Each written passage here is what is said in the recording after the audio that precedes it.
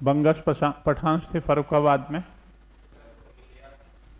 ये इंडिया के भी थे, बाहर के भी थे, ये सब दूसरे एलिमेंट हैं ये।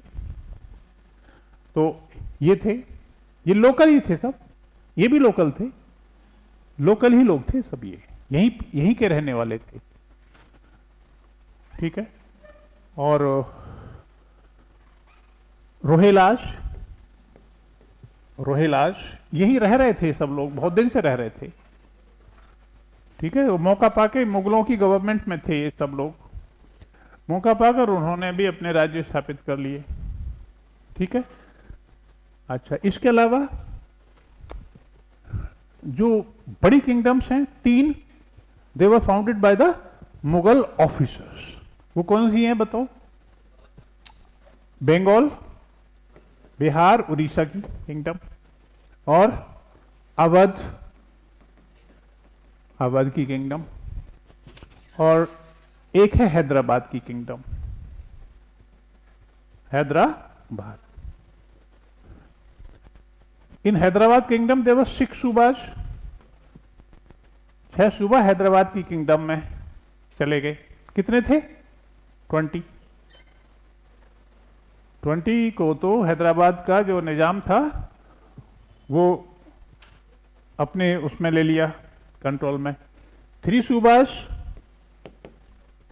वर captured by, incorporated by Bengal Nawab, and almost 3 subahs were captured by Awadh. Awadh का एक सूबा था, फिर बाद में उसने मौका पाके जौनपुर को भी मिला लिया और कड़ा, इलाहाबाद को भी मिला लिया। तो 3 सूबा इसने हथिया लिए, 3 इसने और 6 इसने, तो 12 सूबा तो यही हड़प कर गए। जाटों ने आगरा के आसपास का जो सूबा था उसको चट कर गए, पता ही नहीं चला कि कब सूबा चला गया, नामो निशान मिट गया। Kabul was captured by Nadir Shah, Kabul को नादिर शाह ले गया। Lahore was also captured by Nadir Shah, Multan का भी पता नहीं चला, 3 सूबे वहां चले गए। समझ गए नहीं? इस तरह से फिर रह गई दिल्ली। अब तो मूछे ही मूछे रह गई, कुछ बचा तो था नहीं। Got my point? समझ गए? अच्छा, अजमेर के सूबे को मराठे चट कर गए। अजमेर पे मराठा, और फिर बाद में गुजरात भी ले गए और मालवा भी ले गए, ये मराठों ने कैप्चर कर लिए। हाँ, तो इस तरह से करके डिसइंटीग्रेशन पूरा हो गया। ठीक। तो दूसरे स्लाइड पे हम ये देखेंगे कि ये जो किंगडम्स हैं, ये जो राज्य हैं, इनका राइज हुआ। हाँ, और फिर क्वेश्चन ये है कि ये सब राज्य, इनमें ये भी जोड़ दीजिए, ये जितने भी राज्य थे इनका नेचर क्या था? We are here to discuss the modern India. हम मॉडर्न इंडिया को डिस्कस करने के लिए आए हैं। And what do you mean by modern India? कोई बताएंगे मॉडर्न इंडिया होता क्या है? हम कह रहे हैं मेडाइवल इंडिया, हम कह रहे हैं एंशिएंट इंडिया, तो हम ये नए नाम अलग अलग क्यों दिए? हम इसको मेडाइवल इंडिया क्यों नहीं कहते, मॉडर्न इंडिया क्यों कहते हैं? बताओ, कोई है? बताओ, why do we call it as the modern India?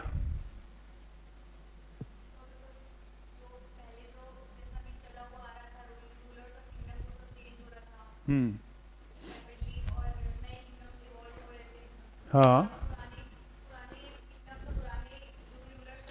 हाँ, ये इंपॉर्टेंट बात है, इन्होंने सही बात कही, लेकिन मैं अब ढंग से समझा देता हूँ। और कोई है? आप बताओ। यस, अरे पीछे जो बैठे हैं। हाँ हाँ।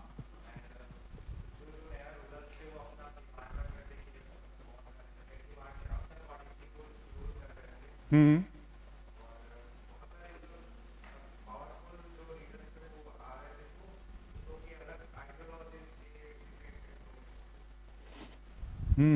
मैं बता देता हूँ। देखिए, शासन हमेशा ही चलता है, चाहे किसी तरह का राजा चलाए। आज भी हम मॉडर्न वर्ल्ड में रह रहे हैं, लेकिन तानाशाही बहुत जगह।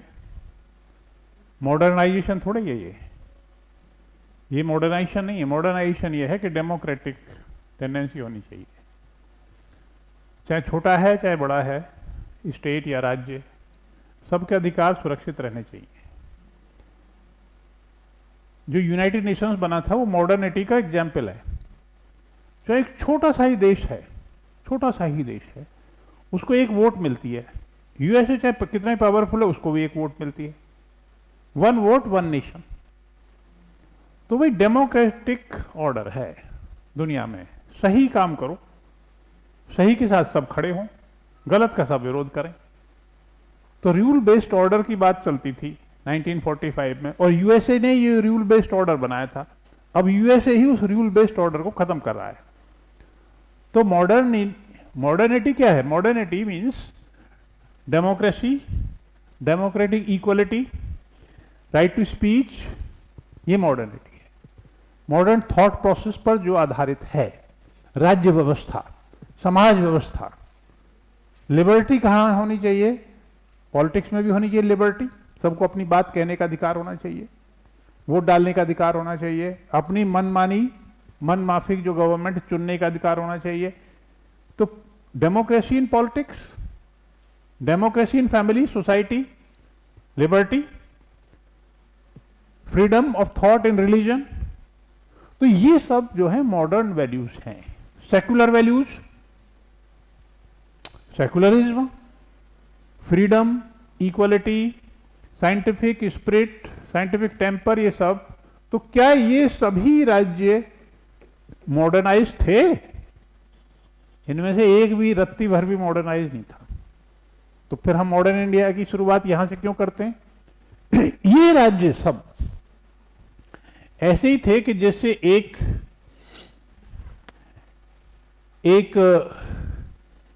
ये टूट गया अगर एक टुकड़ा बड़ा, तो इसके छोटे छोटे पीस बने, 4 या 5 या 6। तो ये पीस जिस मटेरियल का ये होगा, उसी मटेरियल के तो ये बने होंगे भाई। ये महाराजा रणजीत सिंह कौन सी नई दुनिया से आने वाले थे? हैदर अली, टीपू सुल्तान में भी वही बातें थी जो मुगलों में थी। वो भी निरंकुश थे। डेमोक्रेसी कहां थी? इसका मतलब है कि चूहे के बच्चे तो चूहे ही होंगे, भैंस थोड़ी हो जाएगी। चूहे के बच्चे तो चूहे ही होंगे। तो मुगल एम्पायर जब टूटा तो उससे पैदा होने वाले राज्य भी तो वही थे। तो इन राज्यों को हम क्या कहते हैं? Client kingdoms. इन्हें कहते हैं क्लाइंट स्टेट्स। और क्लाइंट स्टेट्स में वो सब बुराइयां थी, सामाजिक, राजनीतिक, आर्थिक, वो सब बुराइयां थी जो कि मुगलों में भी थी। दे वर ऑल मेडाइवल किंगडम्स। उनमें मॉडर्नाइज सिस्टम ऑफ एजुकेशन नहीं था। मॉडर्नाइज सिस्टम ऑफ एजुकेशन क्या है? कि जहां राज्य एजुकेशन की जिम्मेदारी निभाए, जहां राज्य हेल्थ का फैसिलिटी प्रोवाइड करे, वो मॉडर्नाइज सिस्टम है। कहीं भी पहले किसी भी राज्य में भारत में कभी भी स्टेट ने एजुकेशन और हेल्थ की जिम्मेदारी सीधे सीधे नहीं निभाई। इसका सब काम प्राइवेट हाथों में रहता था। तो जितने भी ये किंगडम्स थे, they were all medieval kingdoms. They were based on a medieval political institutions, medieval political sentiments. मध्यकालीन था सब कुछ, और उनमें जो रहने वाले लोग थे, समाज था, वो भी पूरा मध्यकालीन था। ठीक है? विशुद्ध रूप से धार्मिक संरचना के आवरण में सब कुछ था। ठीक है ना? लोगों की थिंकिंग बहुत ज्यादा ब्रॉडर नहीं थी, सोच बहुत सीमित थी, लेकिन फिर भी लोग मिलजुल कर रहते थे। फिर भी लोग मिलजुल कर रहते थे। तो ये देखेंगे कि ये जो इंडिपेंडेंट स्टेट्स बने, कब तक बन गए ये? धीरे धीरे बनते रहे। जब हम देखते हैं when we see the picture in 1757 तो या 1800 के बीच में देखते हैं तो most of the states had emerged और were in the process of emerging. या तो आ गए थे या आने की स्थिति में थे। जैसे सिख थे, सिखों का राइज थोड़ा लेट हुआ। सिखों का राइज 18th सेंचुरी के एंड में हुआ और शुरुआत में हुआ 19th सेंचुरी के महाराजा रणजीत सिंह जब राजा बने। तो कुछ का जल्दी राइज हुआ, जल्दी पतन हो गया। कुछ का देर से राइज हुआ, देर से ही उनका डिक्लाइन हुआ। तो ये स्टेट्स जो हैं ये सब मुगलों की जगह कोई इनमें से क्यों नहीं ले पाया? Why did any one of these states not replace the Mughals? मुगलों को कोई क्यों रिप्लेस नहीं कर पाया? कोई बताएंगे? बताइए। आपस में लड़ते रहते थे और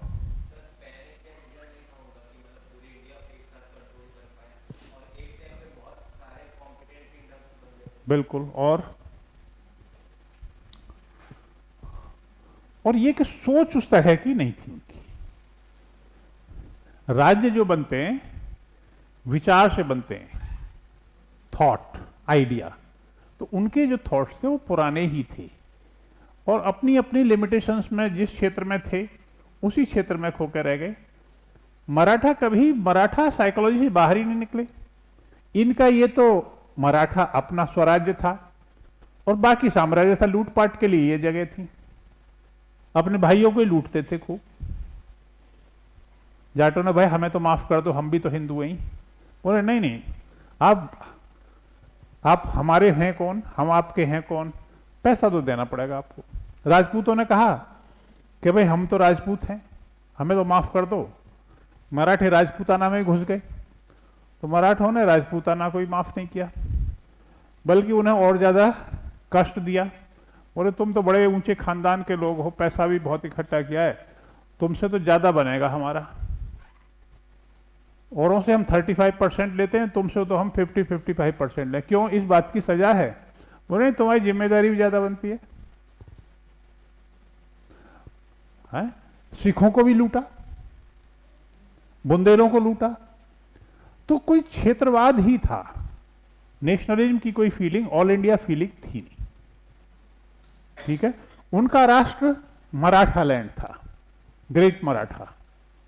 तो वो मराठा एम्पायर का विस्तार करना चाह रहे थे, राष्ट्र निर्माण नहीं करना चाह रहे थे, क्योंकि राष्ट्र की अवधारणा ही नहीं थी। इसलिए ये सब राज्य कैसे हैं? Purely the medieval kingdoms, they were all medieval kingdoms. समझ गए? ठीक है, ठीक। अच्छा, अब इसका जो तीसरा एस्पेक्ट है, इसे हटा दूं। जो तीसरा डायमेंशन है वो ये है कि rise of the political power of east India company.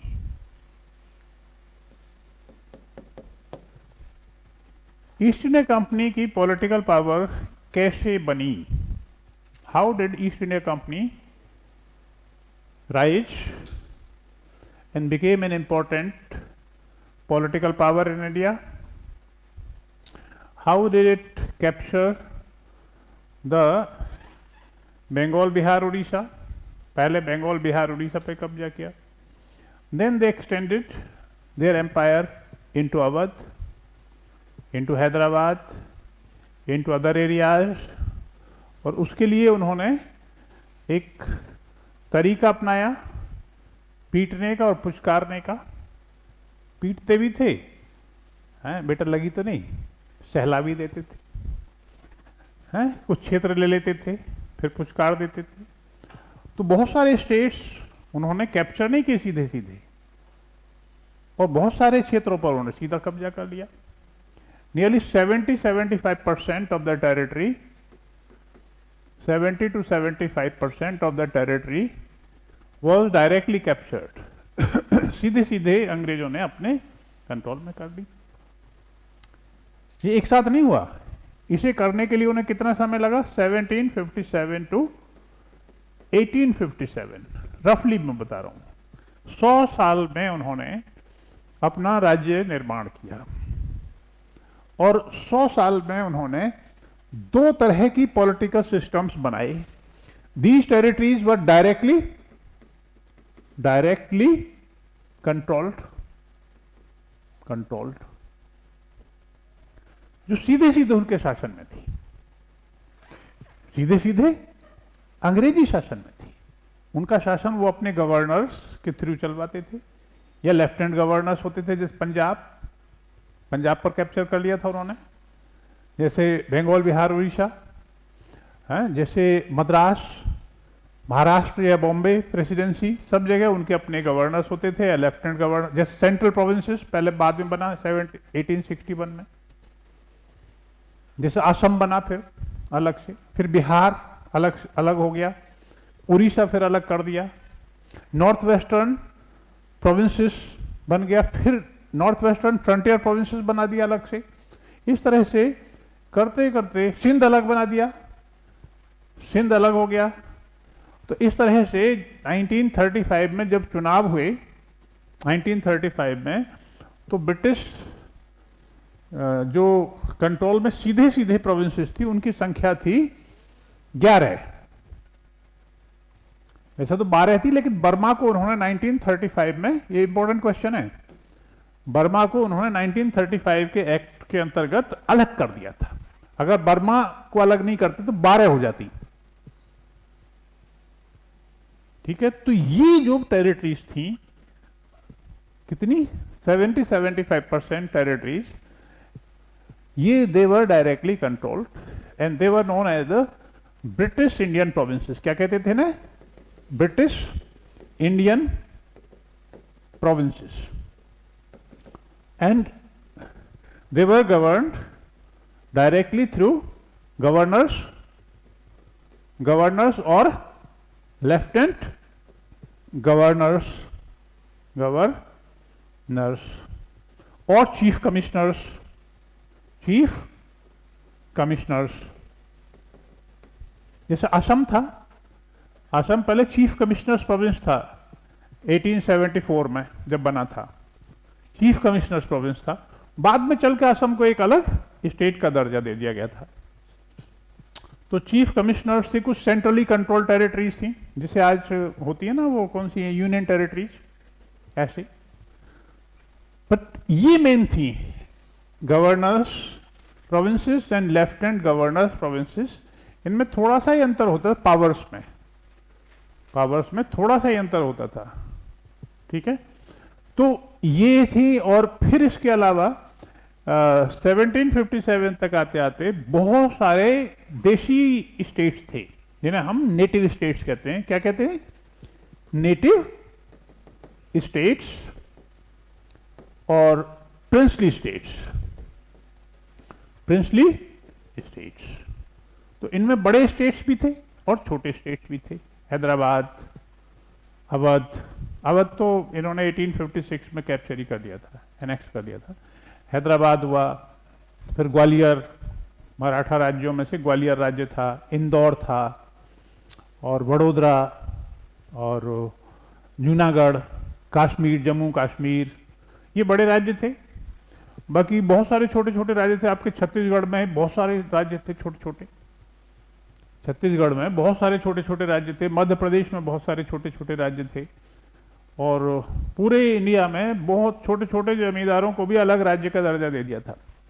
छोटे से छोटे राज्य से जो रेवेन्यू, सबसे छोटे राज्य से जो रेवेन्यू आता था, ईयर मुझे पता नहीं, ध्यान नहीं है, तो 25 रुपए का रेवेन्यू आता था सबसे छोटे राज्य का। सबसे बड़े राज्य हैदराबाद का रेवेन्यू करोड़ों में था। तो राज्यों के टेरिटरीज में बहुत अंतर था, उनकी पॉलिटिकल और मिलिट्री स्ट्रेंथ में बहुत अंतर था, उनके रेवेन्यू स्ट्रक्चर में बहुत ज्यादा अंतर था, और इनमें से करीब 565 राज्य थे। कितने थे? 565 स्टेट्स थे टोटल। जब इंडिया का डिवीजन हुआ था, कुछ राज्य पाकिस्तान की ओर चले गए थे, तो इतने राज्यों में से जो चंद बड़े राज्य थे उनकी संख्या 20-25 से ज्यादा नहीं थी, ज्यादा ज्यादा 30-35 होगी। जैसे भोपाल का राज्य था, यहां पे मध्य प्रदेश में बहुत बड़ा राज्य था। टोंक का राज्य था, राजस्थान के 20-25 राज्य थे, और फिर ये ग्वालियर, इंदौर, ये थोड़े ये बड़े राज्य थे, हैदराबाद। तो 35 के करीब, 35-40 के करीब बड़े राज्य थे। बाकी सब छोटे छोटे जमींदारियां थी जो पूरे भारत में फैली हुई, उन्हें भी राज्य का दर्जा इन्होंने दे दिया था। तो इनकी जो टेरिटरीज थी करीब 25% इंडिया की जो टोटल टेरिटरी थी वो इतनी इन राज्यों की बनती थी। अब आप ये समझ रहे हैं कि ये जो अंग्रेजों ने सब किए, देखिए जब हम 1757 की बात करते हैं तो कुल मिला के 5-7 ही बड़े राज्य थे। फिर ये इतने सारे राज्य कहां से आ गए, 565। तो अंग्रेजों ने अपनी सहूलियत के लिए बड़े राज्यों की टेरिटरीज को छोटा करने के लिए कई सारे छोटे छोटे राज्य बना लिए। गुजरात में 200 रियासतों का विलय सरदार वल्लभ भाई पटेल ने किया, 200 रियासतों का। ऐसी रियासतें मध्य भारत में बहुत सारी थी, बहुत सारे छोटे छोटे रियासतें अंग्रेज अपनी सहूलियत के लिए, अपनी सुविधा के लिए, फूट डालो राज करो की नीति के अंतर्गत ऐसी रियासतों का गठन वो कर देते थे जो उनके ऊपर ही निर्भर हो जाती थी। बल्कि कुछ राज्य तो उनकी पेंशन के बिना जीवित ही नहीं रह सकते थे। अंग्रेजी सरकार उन्हें स्टाइपेंड देती थी ईयरली। कुछ राज्यों से, ज्यादातर राज्यों से तो वो पैसा लेते थे, ट्रिब्यूट लेते थे। बट सम स्टेट्स जो अपने आप को मेंटेन, 25 रुपए अगर इनकम हो रही है राज्य को तो कैसे मेंटेन करेगा, क्या खाएगा, क्या बनाएगा, क्या पहनेगा, क्यों? तो इस तरह से हम ये देखेंगे इसमें कि ये जो थर्ड इसका डायमेंशन है वो ये है कि ईस्ट इंडिया कंपनी ने अपनी पावर को किस तरह से बढ़ाया, और उसे बढ़ाने के चक्कर में उन्होंने पॉलिटिकल स्ट्रक्चर में क्या क्या चेंज किए। What were the changes in the political structure. तो जब हम 1947 में आते हैं और 1757 से उसकी तुलना करते हैं तो हमें बहुत अंतर नजर आता है। 1947 में और 1757 में बहुत डिफरेंस है। अगर 1947 का आप मैप देखेंगे, कोई भी आप देखेगा, और हम कहें भाई ये मैप है और आप सिविल सर्विसेज की तैयारी कीजिए, यस सर, तो आपका इसी मैप को स्टडी कर लो और इसी के बेस पे आपका एग्जाम होगा, है? तो आप माथा पीट लोगे, यूँ कह दोगे कि भाई मुझे आईएएस नहीं बनना। ये तो सरदार वल्लभ भाई पटेल और जवाहरलाल नेहरू की योग्यता थी कि उन्होंने इन राज्यों का विलय कर लिया। टेरिटरीज में इतना कंफ्यूजन था, एक के अंदर दूसरा राज्य, दूसरे के अंदर तीसरा राज्य। टेरिटरीज इस तरह से गुथी हुई थी कि उनका विलय करना अपने आप में बहुत मुश्किल काम था। इतनी कॉम्प्लेक्सिटी है, आप देख लेना 1947 का कहीं मैप मिल जाए तो उसे देखना कि 1947 में भारत की स्थिति क्या थी। ये सिंप्लीफिकेशन कब हुआ? 1956 तक आते आते चीजें सिंप्लीफाइड हुई, तब हमारा मैप सरल हुआ। 1957-6 का मैप दिखा देंगे कि हाँ भाई इसकी तैयारी कर लो, आपका सिलेक्शन हो जाएगा, तो आप बहुत फौरन तैयार हो जाएंगे, हाँ अब तो आईएएस की तैयारी करेंगे। लेकिन 1947 के मैप अगर आपके सामने रख दिया जाए तो सिर गर्म हो जाएगा।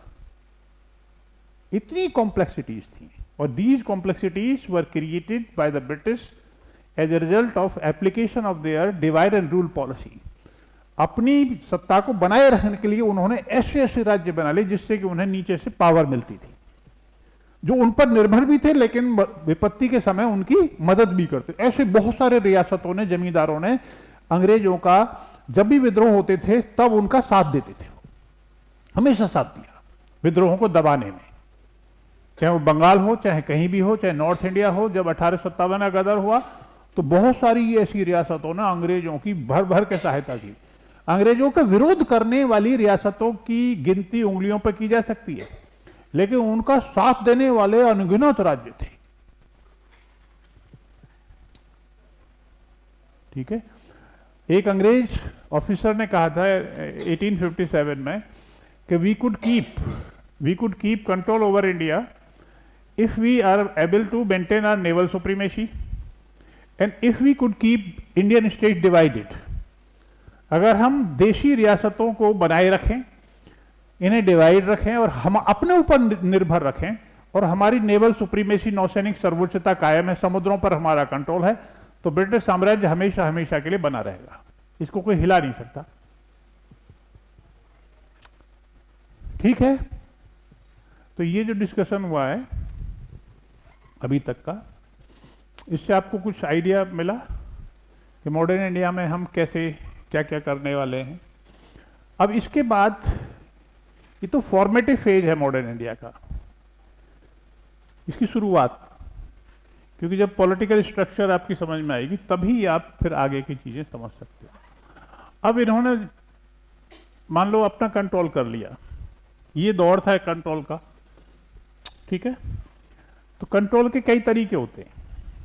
एक तो पॉलिटिकल कंट्रोल है straight way, military control, military का इस्तेमाल करके युद्ध लड़के राज्य को पराजित करो, उसे या तो अपने ऊपर निर्भर बना लो या उसकी टेरिटरीज को सीधे सीधे विलय कर दो। एक तो ये है, ये तो होता ही था। या तो ऐसे बना लो राज्य डायरेक्ट, या ऐसे बना लो, ये भी नेटिव स्टेट्स कुल मिला के अंग्रेजों पर ही डिपेंडेंट थे। उन राज्यों में अंग्रेजों के पॉलिटिकल एजेंट्स, रेजिडेंट्स रहते थे और उन राज्यों की मदद भी करते थे, उन पर कंट्रोल भी लगाए रखते थे। तो ये तो हो गया पॉलिटिकल कंट्रोल। तो they devised the structure of the political control. उन्होंने एक पॉलिसी बनाई, उसी के तहत एक नहीं थी, अलग अलग उसमें वैरायटी थी, जैसी स्थिति उसी हिसाब से उस राज्य पर अप्लाई की जाती थी। लेकिन ये सफिशिएंट नहीं है। अब मैं क्वेश्चन पूछता हूं आपको, what was the basic motive of this political control? अंग्रेजों ने ये राज्य निर्माण क्यों किया? बताओ क्यों किया होगा? जोर से बोलो। To earn money. कैसे करेंगे मनी अर्न? कैसे करेंगे? टैक्स कलेक्शन के थ्रू। अपने एडमिनिस्ट्रेशन को ठीक करेंगे। भाई टैक्स कलेक्ट करने के लिए एडमिनिस्ट्रेशन भी तो चाहिए। रेवेन्यू कलेक्टर्स स्थापित करेंगे जिलों में हर जगह। रेवेन्यू मशीनरी बनाएंगे, तहसीलदार, नायब तहसीलदार, कानून को, पटवारी, लैंड मेजरमेंट करेंगे, लैंड रेवेन्यू को सेटल करेंगे, है एक मॉडलिटी डेवलप करेंगे। करेंगे कि नहीं? अच्छा, कि पान कतरने थोड़े आए थे अंग्रेज, एक्सप्लॉइट करने आए थे। They came to India for exploiting the resources of India, है और इस तरह से एक्सप्लॉइट करेंगे कि पता भी ना चले।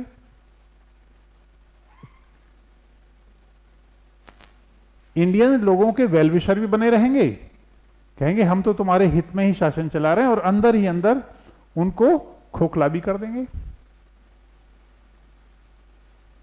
ठीक है। जितने भी ये लोग बाहर के आते थे अंग्रेजों के समेत और पहले भी आए, they came to India by attracting for the fabulous wealth of India. India was सोने की चिड़िया इन दोज टाइम्स। इंडिया के जो वेल्थ की सारी दुनिया में धूम थी, और अंग्रेज नहीं, डच भी आए, फ्रेंच भी आए, उससे पहले ईरानी भी आए, इन्वेजन्स भी हुए। सब उनमें एक कॉमन पॉइंट है कि सब they were attracted towards the wealth and magnificence of India. अगर हम एक टेंटेटिव वो ले लें तो एस्टिमेट यह है कि लगभग 25% of the world trade was captured controlled by India. दुनिया का व्यापार का लगभग 25% भारत से होकर गुजरता था 1757 से पहले। अब भारत के पोजीशन क्या वर्ल्ड ट्रेड में? Less than 1%। ग्लोबल ट्रेड में भारत की पोजीशन इतनी है। तो ये लोग यहां आए। अब मैं कहूं इन्होंने एक पॉलिटिकल स्ट्रक्चर बनाई, बाहरी एक स्ट्रक्चर बनाई। दो तरह के राज्य बनाए इन्होंने, two types of king states. एक तो डायरेक्टली गवर्न एंड दूसरे इनडायरेक्टली गवर्न। दोनों का पर्पज क्या था? डायरेक्टली से तो सीधे सीधे रेवेन्यू कलेक्ट करते थे, इनडायरेक्टली जो थे, जो नेटिव स्टेट, उनसे ट्रिब्यूट कलेक्ट करते थे, उनसे सालाना ट्रिब्यूट कलेक्ट करते थे, क्योंकि वो कहते थे कि हम आपको मेंटेन किए हुए हैं, हमारी कृपा पर ही आप टिके हुए हो। समझ गए? जैसे गल्फ के जो शेख्स हैं वो अमेरिका की कृपा पे टिके हुए अमेरिका का हाथ अगर हट जाए तो ईरान उन्हें 24 घंटे में धूल चटा देगा। तो उसका पैसा लगता है भैया, प्रोटेक्शन की कॉस्ट तो लगेगी। तो उसे क्या कहते थे? ट्रिब्यूट। उसे कहते थे वो ट्रिब्यूट। ये ट्रिब्यूट पेइंग स्टेट्स थे। तो इधर से रेवेन्यू आ रहा है, इधर से ट्रिब्यूट आ रहा है, यही पर्पस था। अब रेवेन्यू के कई तरह के होते हैं फॉर्म। लैंड रेवेन्यू है, क्योंकि खेती ज्यादा थी और किसान कोई रखने वाला कहने वाला था नहीं, तो किसानों पर सबसे ज्यादा मार पड़ी। सबसे ज्यादा इनकम गवर्नमेंट को किससे थी? लैंड रेवेन्यू से थी। बाकी तो एक्साइज से भी थी, थोड़ी बहुत इनकम बाद में इनकम टैक्स से भी होने लगी, थोड़ी सी इंपोर्ट ड्यूटी से हुई तो बहुत बाद में हुई। उस समय जीएसटी था नहीं, तो सेल्स टैक्स था, उससे थोड़ी सी इनकम होने लगी, थोड़ी सी इनकम, क्योंकि फ्री ट्रेड पॉलिसी थी, मुक्त व्यापार। तो मुक्त व्यापार का मतलब है कि एक तो इंपोर्ट ड्यूटी या तो नाम मात्र की होगी या होगी नहीं, तो इंपोर्ट ड्यूटी से कोई इनकम नहीं होती थी। और इंटरनल जो मूवमेंट है गुड्स सर्विसेज का, उस पर सेल्स ड्यूटी लगती है, सेल्स टैक्स लगता है। तो क्योंकि सरकार सामानों की आवाजाही पर उसको फ्री करना चाहती थी, इसलिए इंटरनल ट्रेड ड्यूटीज भी बहुत कम थी, एक्साइज ड्यूटी भी कम थी। आज सरकार की आय का सबसे बड़ा साधन क्या है? एक्साइज। सरकार की आय का सबसे बड़ा साधन है एक्साइज। और दूसरा बड़ा साधन है क्या? इनकम टैक्स नहीं है, दूसरा बड़ा साधन है जीएसटी, सर्विस टैक्स। इतना ही होगा, मुझे ये मैं इकोनॉमिक्स का एक्सपर्ट नहीं, लेकिन ये बड़ा साधन है। हालांकि कस्टम से भी थोड़ी बहुत इनकम होती होगी और चीजों से भी, लेकिन ये बड़े साधन है। आज लैंड रेवेन्यू मिनिमल है, मतलब नॉमिनल है, ऑलमोस्ट जीरो। और उस समय लैंड रेवेन्यू टोटल टैक्स का लगभग 50% होता था। लैंड रेवेन्यू की दर 30 से 40% के बीच में अमूमन होती थी, कहीं कहीं 50% भी होती थी। आज अगर 30% रेवेन्यू लगा दिया लैंड रेवेन्यू तो हाहाकार मच जाएगा। तो जो लैंड रेवेन्यू दे रहे थे, क्या वो देने की पोजीशन में थे? नहीं। जो टैक्स पेयर थे वो देने की पोजीशन में नहीं थे टैक्स, तो उन पर तो टैक्स लगा। Those who were in the capacity to pay, they were late free, उनको ऐसे ही छोड़ दिया या बहुत कम टैक्स लेके छोड़ दिया, है ना। आज किसानों पर कोई टैक्स नहीं लगता, किसानों पे कोई भी टैक्स नहीं है। जो लैंड रेवेन्यू बहुत मामूली है, केवल नाम के लिए है। तब भी किसानों की स्थिति कोई बहुत ज्यादा अच्छी नहीं है,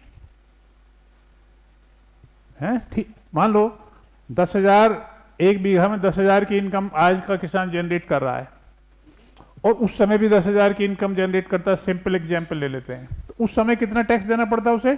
करीब 4,000 रुपए। और आज कितना देना पड़ेगा? 4 रुपए। और वो मार्जिनल जो फार्मर्स हैं, स्मॉल फार्मर, उन पे तो कोई टैक्स लगता ही नहीं, वो बिल्कुल फ्री हैं। जो बड़े फार्मर्स हैं उन पे भी 4-5 रुपए, और फिर डिपेंड करता है कैसी फसल है, गेहूं है, धान है, मटर है या गन्ना है, तो उसके हिसाब से जो रेट्स हैं वो 4 से 5, 6, 7, 8 से ज्यादा कहीं रेट नहीं है। अगर आप 20 बीघा जमीन है और सबसे हायर रेट पे लगा, मान लो गन्ना बोया आपने 12 रुपए लगा, तो 20 दूनी 40, वो 12 दूनी 24, 240 रुपए टैक्स देना पड़ा आपको। 20 बीघे में 240 रुपए टैक्स देना पड़ा। Got my point? तो अंग्रेजों ने ये काम किया क्यों? असली बात ये है, why did they capture the territories in India and why did they maintain their control over India क्यों? उन्होंने ये काम क्यों किया? भैया वो तो तराजू लेके आए थे। The British were basically the traders. When they came to India, they were basically the trading people. East India company was a commercial company. तो उनका काम क्या था बताओ?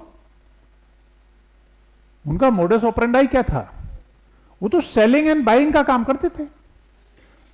बाहर की चीजें इंडिया में लाते थे, इंडिया की चीजें भाई व्यापारी क्या करेगा? सस्ते में खरीदेगा, महंगे में बेचेगा।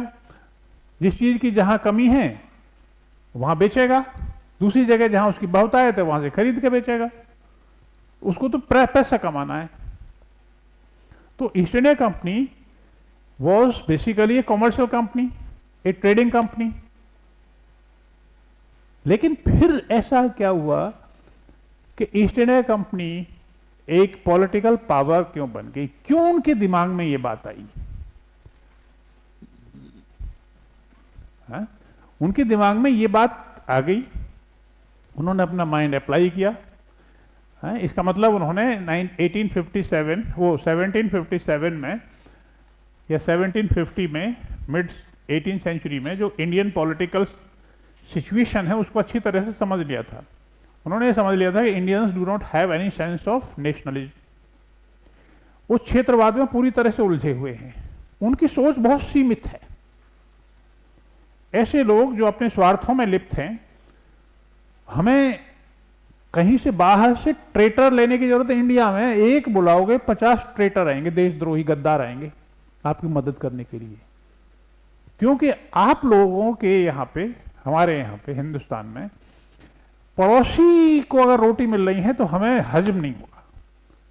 पड़ोसी राज्य अगर प्रोग्रेस कर रहा है तो हजम नहीं होगा। अंग्रेजों से हाथ मिला लिया, इसे डाउन करो, कैसे हिसाब, कुछ भी करो। अंग्रेज यही तो चाहते थे। उनके जब इस तरह के लोग हैं, मीर जाफर जैसे लोग, जहां पे राष्ट्र ऊपर नहीं है, सब अपने अपने हितों में लगे हुए हैं। केवल मीर जाफर कोई क्यों कह दें, सब ऐसे ही थे, कुल मिला के सभी ऐसे थे। उसमें मराठे कौन सा अलग थे? मराठे कौन सा राष्ट्र निर्माण कर रहे थे? ठीक है, इन जनरल। तो अंग्रेजों ने जो बुद्धिमान लोग होते हैं ना, वो दूरगामी होते हैं, they are far sighted people. वो देख लेते हैं कि अगर हम ये करेंगे, ऐसे करें तो ऐसा हो सकता है। इंडिया में जो भाई पॉलिटिक्स तो बाद में आती है, अरे जैसा समाज होगा वैसी तो राजनीति होगी। जब आप आज लोग, आज के दौर में, you are voting, you are tendering your vote on the considerations of caste, region, religion. आप ये देख के थोड़ी वोट करो कि ये अच्छा बंदा है, संसद में जाएगा, सही बात कहेगा, चाहे पार्टी के खिलाफ हो चाहे पक्ष में हो। नेता अगर हमारा गलती करता है तो उसको ये पकड़ लेगा, चाहे उसी की पार्टी का नेता क्यों नहीं। राजनीति तो ये होती है। तो आप कोई नेता अच्छा थोड़े चुनते हो, आप ये चुनते हो, इसलिए चुनते हो मेरी जाति का है, मेरे धर्म का है, मेरे क्षेत्र का है। तो यही तब था, यही बात तब थी। तो the British sense this situation, social situation in India. जैसा समाज होगा राजनीति वैसी होगी, कोई एलियन नहीं है। हम लोगों से ही राजनीति बनती है, हम जैसे होंगे। मेरा काम हो जाए, मेरा नेताजी से अच्छा संपर्क है, नेताजी मंत्री बन जाएंगे, मेरे बेटे को नौकरी मिल जाएगी, मेरा इतना स्वार्थ है। Got my point? है तो फिर समाज कैसे बदलेगा? यहां पे अंग्रेजों ने यही सब भांप लिया कि भाई ये तो बड़ी अच्छी गोल्डन अपॉर्चुनिटी है, तो सब आपस में लड़ ही रहे हैं, इनको लड़ाओ, इनको आपस में मिलने मत दो। और ये एक दूसरे का विरोध करने के लिए हमारे पास आएंगे। मीर जाफर ने इनवाइट किया था अंग्रेजों को कलकत्ता में जाके। टीपू सुल्तान को नुकसान पहुंचाने के लिए उसी के दरबारी अंग्रेजों के दरबार में जाके गुहार लगाते थे, साहब टीपू का कुछ करिए, टीपू का कुछ करिए। ट्रेवेनकोर का महाराजा था, हिंदू था, और बहुत सारे थे। वो टीपू को खत्म करना चाहते थे, अंग्रेजों के साथ मिल गए, मराठा भी मिल गए।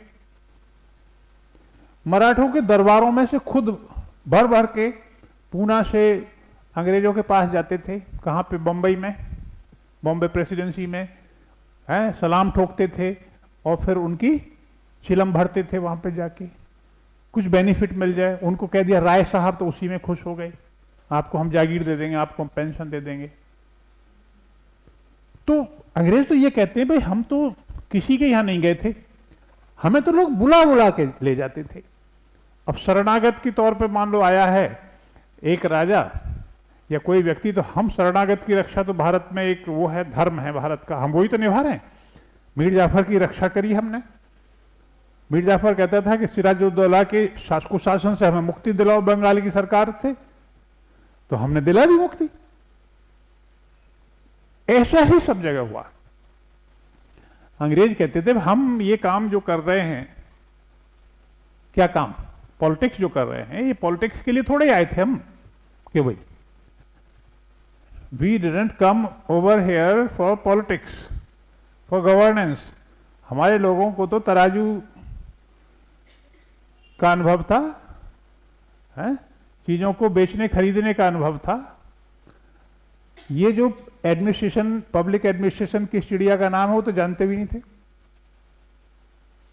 है? लेकिन फिर उन्होंने तराजू छोड़ दी और पब्लिक एडमिनिस्ट्रेशन सीखा। कितनी मेहनत की, किसके फायदे के लिए, आप लोगों के लिए।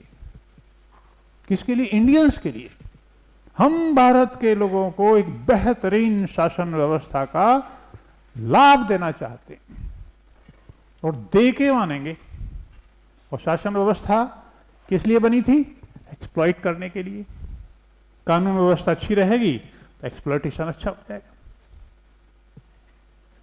Police, general administration, revenue administration, judicial administration, शासन की अलग अलग शाखाएं हैं।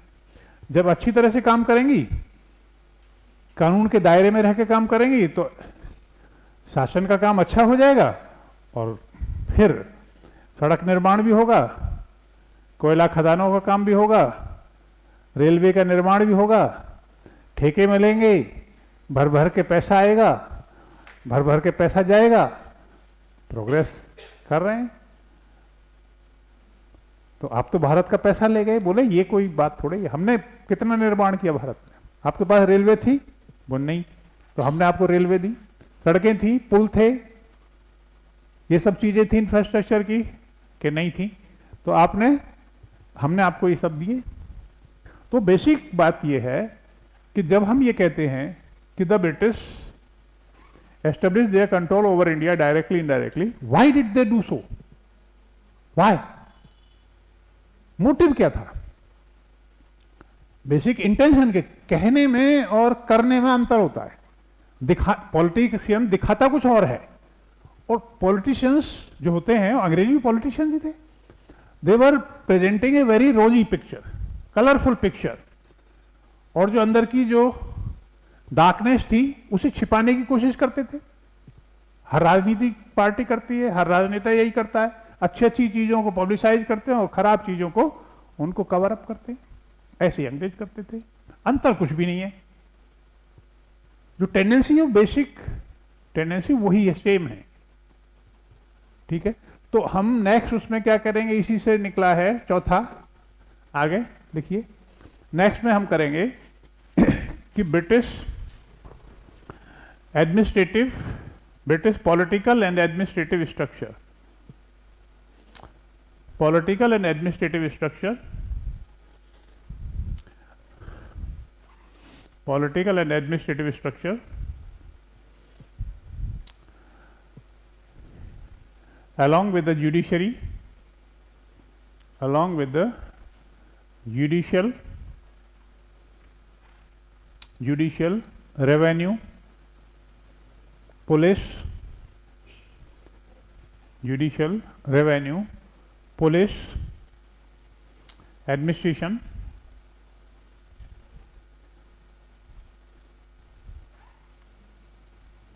अच्छा, इसी में army became an engine of empire. Army की स्ट्रक्चर भी तो बहुत इंपॉर्टेंट है। Army became an engine of the growth of the empire. Growth, engine of the growth of the empire, साम्राज्य की वृद्धि का साधन बन गई, इंजन बन गई army, as well as sustenance of the empire. Army का काम क्या था? एम्पायर को बनाना, बढ़ाना और फिर उसे बनाए रखना। Army became the engine of the growth of the empire and the sustenance of the empire, sustenance, sustenance of the empire, preservation of the empire, continuation of the empire। समझ गए? इसलिए आर्मी ऑर्गेनाइजेशन को आप नजरअंदाज नहीं कर सकते। Army का खर्चा बड़ा भारी खर्चा होता था, समझ गए? इसीलिए दादा भाई नौरोजी ने 19वीं सेंचुरी के एंड में ये सवाल उठाया था, उनके साथ और बहुत सारे लोगों ने भी ये सवाल उठाया था कि क्या आर्मी एक्सपेंडिचर को कम नहीं किया जा सकता? अभी आर्मी एक्सपेंडिचर कितना होगा इंडिया का? आप तो बजट देखा आपने, कितना है टोटल बजट का? 3-4% ही होगा, कितना है? हाँ 5% के करीब है। अच्छा,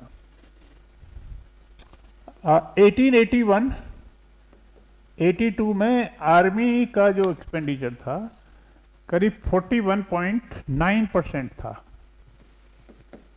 41.9% ऑफ द टोटल बजट है। और उस समय तो एम्पायर बिल्डिंग का काम खत्म हो गया था, उस समय तो साम्राज्य निर्माण का काम खत्म ही हो गया था, लेकिन फिर अंग्रेजों को चैन का मिलने वाला था। साम्राज्य बनाने की जो भूख है कभी मिटती थोड़ी है। अभी इंडिया में हो गया तो बर्मा में लड़ेंगे, अफगानिस्तान में जा पहुंचे, हाँ? रूस से पंगा ले लिया, तिब्बत में मिशन भेज दिया, पर्शियन गल्फ में झंडा गाड़ दिया कर्जन ने, तो भैया खर्चा लगता है। साउथ अफ्रीका में युद्ध हुआ, बोअर वॉर, तो वहां पे इंडियन आर्मी भेज दी, फर्स्ट वर्ल्ड वॉर में भेज दी है। लड़ाई इसकी और उसकी, पिटेगा ये क्यों जी? लड़ाई पंडित की और ठाकुर जी की, पिटेगा कुम्हार का क्यों भाई? हमारा का मतलब? तो एक अंग्रेज ने कहा था India is the pivot of the empire, भारत ब्रिटिश साम्राज्य की धुरी है, इसलिए भारत के बिना ब्रिटिश साम्राज्य की कल्पना नहीं की जा सकती। इसलिए भाई जब कल्पना नहीं कर सकते, हमने तो आपकी पोजीशन को सेंट्रलाइज कर दिया। और खर्चा कितना हुआ? आर्मी का खर्चा विश्व युद्ध में, फर्स्ट वर्ल्ड वॉर में 1914 से लेके 18 तक कितने गुना बढ़ गया था? पैसा कौन देगा? Indian tax payer. मरेगा कौन? इंडियन। आर्मी की संख्या 12 लाख हो गई थी 3-4 सालों में, जबरदस्ती रिक्रूटमेंट होता था। कहने का मतलब यह है कि यहां 1881-82 में आर्मी का खर्चा इतना परसेंट था, और 1901-1902 में ये खर्चा 20% बढ़ गया, वो 10%, 51.9%। 20 सालों में 10% खर्चा बढ़ गया, बावजूद इसके कि कांग्रेस, इंडियन नेशनल कांग्रेस अपने अधिवेशनों में और भी लोग जो कांग्रेस के बाहर थे, सब लोग ये कह रहे थे कि भाई सरकारी जो खर्चा है सेना पर वो घटना चाहिए। जब सेना पे इतना खर्चा हो जाएगा तो फिर आप हेल्थ पे क्या खर्चा करेंगे? एजुकेशन पे खर्चा करना जरूरी है? और बहुत सारी बातें हैं भाई, इरिगेशन नेटवर्क फैलाइए, और बहुत सारी चीजें हैं कंस्ट्रक्टिव, क्रिएटिव। तो जब 50% यहां खर्चा हो जाएगा, कह रहे हैं खर्चा घटाइए। कांग्रेस की एक बड़ी मांग थी, लगातार सेशंस में जारी रही, और खर्चा घटाने के बजाय बढ़ा दिया। Got by point? तो साम्राज्य निर्माण का एक ऐसा वो होता है, आदमी की साइकोलॉजी बन जाती है किसी भी राज्य की, साम्राज्य की, कि वो फिर उसे और बढ़ाना चाहता है। अभी मेरे पास 10 बीघे जमीन है, काश इसकी पड़ोसी की मिल जाए 50 बीघे, इसे भी हड़प लूं। इसे भी हड़प, साम दाम भेद दंड सब चीज़ों का प्रयोग करके है किसी ना किसी तरह से ये मेरा 200 बीघे हो गई, फिर 2000 बीघे हो गई, फिर इतनी हो गई, फिर एक राज्य हो गया, फिर ये हो गया, फिर सारी दुनिया पे कब्जा कर लें। तो ये एक साइकोलॉजी होती है, ये पॉजिटिव भी है। तो अगर आप प्रोग्रेस करने की नहीं सोचोगे प्रोग्रेस होगी कैसे? है, मेहनत करोगे इसके लिए, दिन रात मेहनत करोगे। लेकिन ये नेगेटिव भी है। एक आदमी अपने 10 बीघे से खुश है तो साम्राज्य निर्माण का कीड़ा माइंड में होता है, इसके लिए कोई वो नहीं है। कुछ लोग हैं आराम से अपना रहते हैं, उन्हें कोई परवाह नहीं होती है पड़ोस में क्या हो रहा है। कुछ लोग हैं जिनके दिमाग में प्रोग्रेस का कीड़ा होता है। ठीक है, तो हम ये देखते हैं कि ये जो पुलिस एडमिनिस्ट्रेशन है, रेवेन्यू एडमिनिस्ट्रेशन है, मान लो आपने राजस्व वसूल करने के लिए पूरे हिंदुस्तान में नेटवर्क फैलाया, तो राजस्व कौन वसूल करेंगे? रेवेन्यू, सरकारी अधिकारी। तो सरकारी अधिकारी तंत्र बनेगा ना फिर भाई, नायब तहसीलदार, पटवारी, कानूनगो, तहसीलदार, एसडीएम, इसे सब डिविजनल ऑफिसर ही तो कहते हैं। फिर डिस्ट्रिक्ट मजिस्ट्रेट, वो कलेक्टर ही होता है बेसिकली। तो पूरे हिंदुस्तान में एक नेटवर्क बनेगा, तो उसमें कितने लाखों लोग होंगे। तो कलेक्शन तो हो रहा है लेकिन खर्चा भी तो हो रहा है, खर्चा भी तो बढ़ेगा ना उसका, कलेक्शन का खर्चा ही बढ़ेगा। अब ये कहा जाता है 12 लाख रुपए इनकम टैक्स से आय होती है भारत को हर साल, और 12 लाख से ज्यादा उनका थोड़ा बहुत कम होता होगा, 10-12 लाख का खर्चा ही हो जाता है। और परेशान और करते हैं लोगों को इनकम टैक्स के नोटिस भेज भेज के। सरकार को रत्ती भर भी कोई फायदा नहीं है इससे तो सर्विस टैक्स बढ़िया। तो इतना सारा तामझाम है, हर जगह इनकम टैक्स के ऑफिस मिलेंगे, अधिकारी मिलेंगे, और सबसे ज्यादा गरीब वही हैं। इनकम टैक्स ऑफिसर ही सबसे ज्यादा गरीब है बेचारे, मुश्किल से दिन कट रहे हैं। जो विजिलेंस के ऑफिसर्स हैं, जो ईडी वाले हैं, जो रेड डालते हैं, सबसे ज्यादा गरीब और बेचारे वही हैं हिंदुस्तान में। पैसा है ही नहीं उनके पास, और बेचारों पर रेड डालते हैं बेचारे, जो बड़े बड़े लोग हैं उन पर रेड डालते हैं। Got my point? तो जब शासन बढ़ेगा तो शासन का तामझाम बढ़ता है, खर्चा बढ़ता है, खर्चा बढ़ता ही चला जाता है। तो खर्चा बढ़ेगा तो फिर और कंट्रोल और टैक्स, ये सब चीजें आती हैं। तो administrative structure, army organization, revenue administration, judicial administration, अंग्रेज शासन हमेशा कहता था, बार बार कहता था कि हमने आपको नई शासन व्यवस्था का लाभ दिया, हमने आपको कानून व्यवस्था का लाभ दिया भारत के लोगों को। We have provided you the modernized judicial system, जो आज भी भारत में काम कर रहा है। हमने नई न्याय पद्धति दी। वी फॉर्मुलेटेड योर लॉज, हमने आपको कानून बनाए, आपके लिए संहिताएं बनाई, आईपीसी, सीआरपीसी, एविडेंस। तो वी हैव मॉडर्नाइज्ड इंडिया। पहले इंडिया में वैसे कोर्ट होते थे, मनमानी ढंग से न्याय किया जाता था। तो अंग्रेजों की कुछ बात तो सही थी, बहुत सारी चीजें नई थी। तो ये सब चीजें एक तरह से जब ये काम हुआ तो इसका एक फायदा ये हुआ अंग्रेजों को, उनकी जड़ें मजबूत हुई, उनके रेवेन्यू की सप्लाई रेगुलर हुई है। और नुकसान अंग्रेजों को ये हुआ कि इसका खर्चा बढ़ता ही चला गया। आय बढ़ती थी लेकिन खर्चे आय से ज्यादा होते थे, और फिर टैक्स लगते थे। इससे क्या हुआ कि लोगों में बेचैनी हो गई। There was uneasiness among the people resulting into the discontent. इससे असंतोष बढ़ा, अंदर ही अंदर असंतोष बढ़ा। नमक कर को लेकर आंदोलन चले, जमींदारों द्वारा टैक्स लगाए जाते थे, उसके आंदोलन होते थे उसके खिलाफ। किसान जो हैं वो राष्ट्रीय भावना के प्रभाव में आ गए, और राष्ट्रीय आंदोलन में जो इकोनॉमिक पॉलिसीज है ब्रिटिश सरकार की, वो एक तरह से कॉर्नर स्टोन बनी, राष्ट्रीय आंदोलन का आधार बनी। और ये कहा जाने लगा कि British rule has been established to exploit Indian resources. ये कॉलोनियल रूल है, ये औपनिवेशिक शासन है जो भारत के लोगों पर भारत के संसाधनों का शोषण करने के लिए स्थापित किया गया है। और यहीं से, इसी में से ही अंग्रेजों के शासन के विरोध का एक सूत्र बन गया। आगे चला बात आई समझ में? तो इसको देखने के लिए भाई जब ये सब चीजें हुई तो 19वीं सेंचुरी में सब हुआ, ये सारा जितना भी, इसे हम कह सकते हैं consolidation of the British, consolidation of the British Raj. लिख लीजिए इसे, ये जो है इस स्लाइड पे जो आएगा चौथी नंबर पे, ये है consolidation of the British power in India. Consolidation, दृढ़ता, consolidation of the British power in India, मतलब उनका होल्ड, उनकी जकड़ मजबूत हुई, ब्रिटिश शासन की पकड़ भारत पे मजबूत हुई, जड़ें मजबूत हुई। ठीक है, कहीं विद्रोह होता था फौरन आर्मी आ जाती थी, फौरन पुलिस आ जाती थी, तो कंसोलिडेशन हुआ, रिसोर्सेज भी आने लगे, मजबूती हुई। ठीक है, consolidation of the British power in India इसे कहते हैं।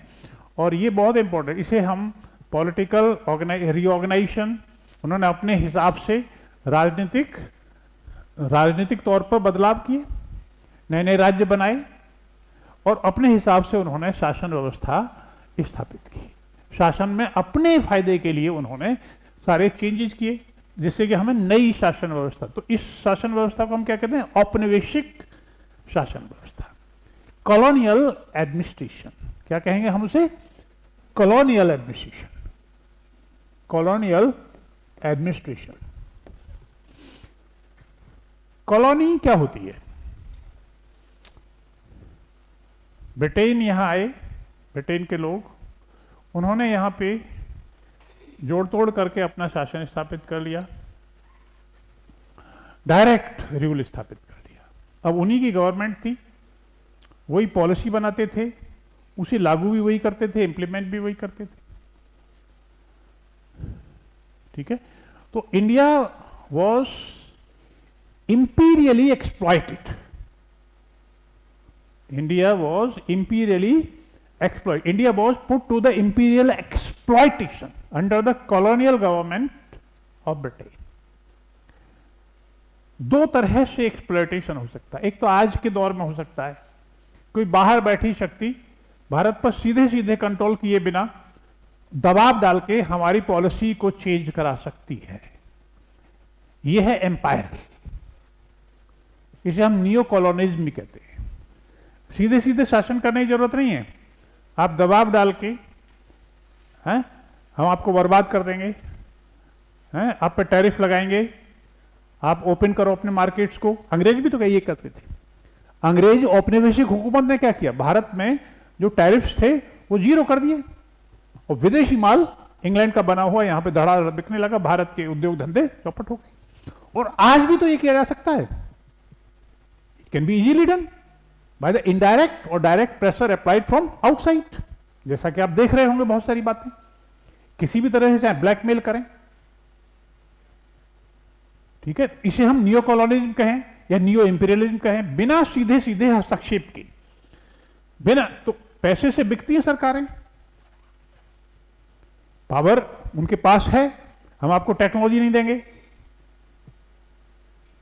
अब हमारी बात, हम आपकी सुरक्षा, आपको जरूरत है तो हम आपको नहीं देंगे, हम आपको डिफेंस हार्डवेयर नहीं देंगे, आपको फंड्स नहीं देंगे, डॉलर नहीं देंगे, हमारा आईएमएफ पे कंट्रोल है,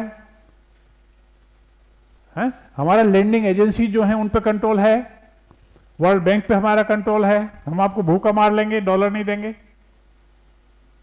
तो आप हमारी बात मानो। तो सीधे सीधे ना करके इनडायरेक्टली भी एक्सप्लॉइट किया जा सकता है। चाइना का एग्जाम्पल और इजिप्ट का एग्जाम्पल इंपीरियलिज्म का एक बहुत ही शानदार एग्जाम्पल है। चाइना में विदेशी शक्तियों ने सीधे सीधे अपना शासन स्थापित नहीं किया, चाइनीज गवर्नमेंट पर कंट्रोल करके दबाव डाल के उन्होंने चाइनीज गवर्नमेंट के थ्रू कानून अपने मुताबिक बनवाए। यहां पे British established their government directly. British officers formulated the policies, implemented the policies. लेकिन चाइना में और इजिप्ट में ऐसा नहीं हुआ। विदेशियों ने चाइना की सरकार को हटाया नहीं। Chinese government was pressurized into adopting the policies favorable to the foreign powers. समझ गए नहीं? तो उसे कहते हैं एम्पायर। इंडिया का जो कॉलोनी थी वो एम्पायर भी था। हर एम्पायर कॉलोनी नहीं होता, लेकिन हर कॉलोनी एम्पायर भी होती है। तो colonialism is basically political concept. Colonialism में जैसे आपके अंदर वायरस घुस गया तो उसको लंग्स को खोखला कर दिया, अंदर ही अंदर कॉलोनी बना ली, या लिवर को खा गए वायरस, तो कॉलोनी डायरेक्ट कंट्रोल होती है। और उसका पर्पज क्या है? अंदर से खाना, अंदर से आपको खोखला कर देना, वही पर्पज है। तो एक्सप्लॉयटेशन तो है ही दोनों में। इंपीरियल एक्सप्लॉयटेशन में सीधे सीधे कंट्रोल नहीं होता, लेकिन कॉलोनियल एक्सप्लॉयटेशन में सीधे कंट्रोल करके आप, पर्पज वही है, इकोनॉमिक एक्सप्लॉयटेशन ही करना होता है। आई बात समझ में? तो एवरी, लिखिए, every empire is not a colony. Every empire is not a colony, but all colonies are the empires.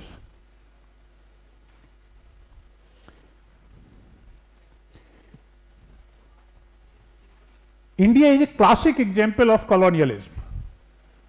India is a classic example of colonial exploitation. लिख लेंगे? अच्छा, India is a classic example of colonial exploitation directly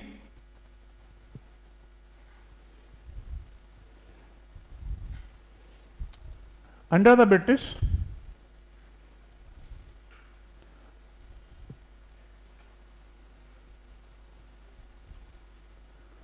ठीक है। This exploitation impacted the entire